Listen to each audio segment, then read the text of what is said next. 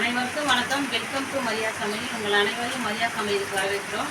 இன்றைக்கி நம்ம என்ன பார்க்க போகிறோம்னா, அந்த பாருங்க பிரண்டை துவையில் அரைக்கிறோம்.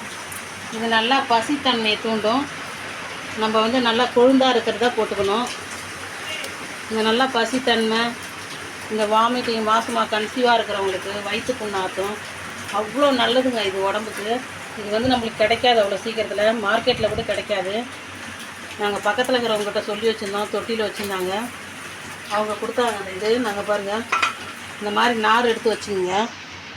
கொழுந்தாதாங்க போடணும், நீங்கள் அடித்தண்டெல்லாம் போட்டுறாதீங்க. நார் ஒரு மாதிரி நாக்கில் மாட்டோம். இது அவ்வளோ நல்லதுங்க. எப்படி அரைக்கிறதுன்னு காட்டுறேன் பாருங்கள், சூப்பராக இருக்கும். இந்த மாதிரி நல்லா சின்ன சின்னதாக எடுத்து வச்சுங்க. ஆனால் இது கிடைக்கிறது கஷ்டங்க. கிடைச்சா விடவே விடாதீங்க, அவ்வளோ நல்லது. இது எங்கே இருந்தாலும் பறித்து நீங்கள் துவையில் அரைச்சிங்கன்னா அவ்வளோ உடம்புக்கு நல்லது. நம்ம பிரண்டை ஒரு கவா போட்டு வச்சுன்னா மாதம் கணக்கில் சாப்பிட்லாம். நம்ம அடுப்பு ஆன் பண்ணிக்கலாம்.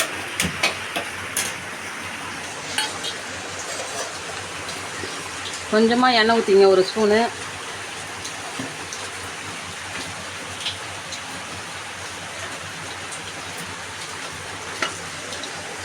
உண்மையாலுமே அவ்வளோ நல்லா இருக்குங்க. இட்லி தோசைக்கு சாதத்துக்கு அவ்வளோ சூப்பராக இருக்கும். நான் அரைச்சி காட்டுறேன் பாருங்கள் அந்த துவையல்.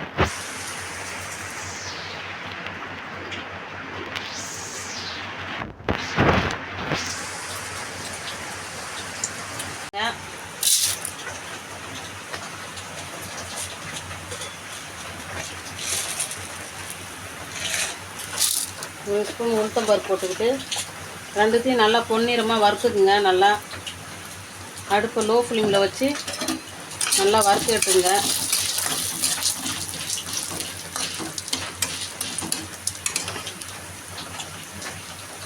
வறுத்துக்கிட்டு காஞ்ச மிளகா, பூண்டு இதையும் நல்லா வறுத்துக்குங்க.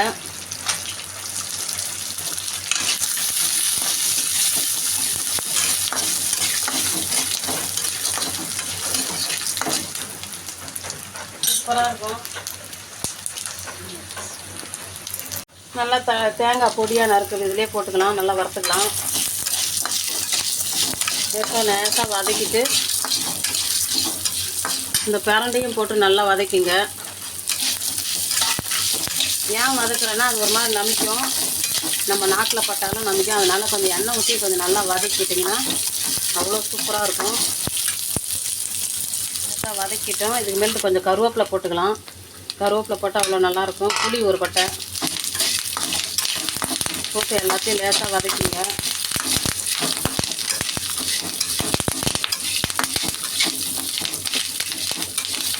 அவ்வளோதாங்க. இப்போ நம்ம ஆற விட்டு அரைச்சி காட்டுறோம் பாருங்கள். இந்த பாருங்க, நல்லா ஆற விட்டு அரைச்சாச்சு. மிக்சியில் நல்லா அரைச்சிக்கணும் துவையில். இப்போ நம்ம தாளிச்சிக்கலாம்.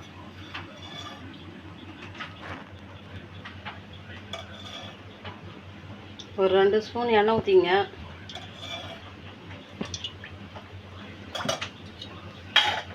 எண்ணெய் நல்லா காயிட்டும். கடுகு, சீரகம்,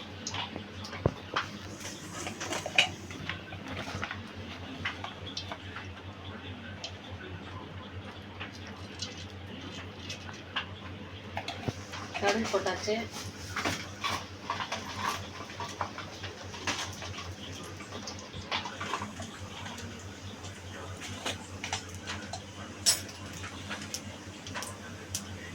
சீரகம்,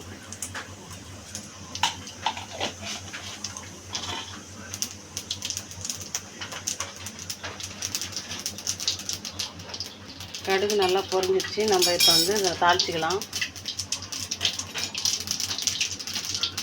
வதக்குறது தான், ஆனாலும் இதை நம்ம தாளிச்சாக்கா அதை விட டேஸ்ட்டாக இருக்கும். நம்ம 1 மாதம் கூட நம்ம வெளியே வச்சு சாப்பிட்லாம். ஃப்ரிட்ஜில் வச்சு நம்ம 3 மாதம் கூட வச்சு சாப்பிட்லாம்.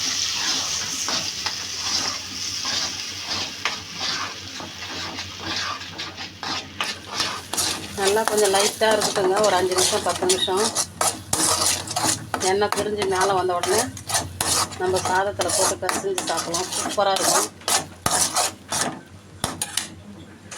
இந்த பாருங்க, நல்லா ஓரமெல்லாம் எண்ணெய் பிரிஞ்சு வந்துடுச்சு. நம்ம அடுப்பு ஆஃப் பண்ணிக்கலாம். அவ்வளோதானங்க. நம்ம ஒன்று போட்டு சாதத்தில் பிசைஞ்சு சாப்பிட்லாம். அவ்வளோ சூப்பராக இருக்கும். அவ்வளோ அருமையாக இருக்கும். பசித்தன்மை இல்லாதவங்க கூட சாப்பிட்லாம். பசியே இல்லாதவங்க கூட இதை சாப்பிட்டிங்கன்னா அவ்வளோ பசித்தன்மை தூண்டும்.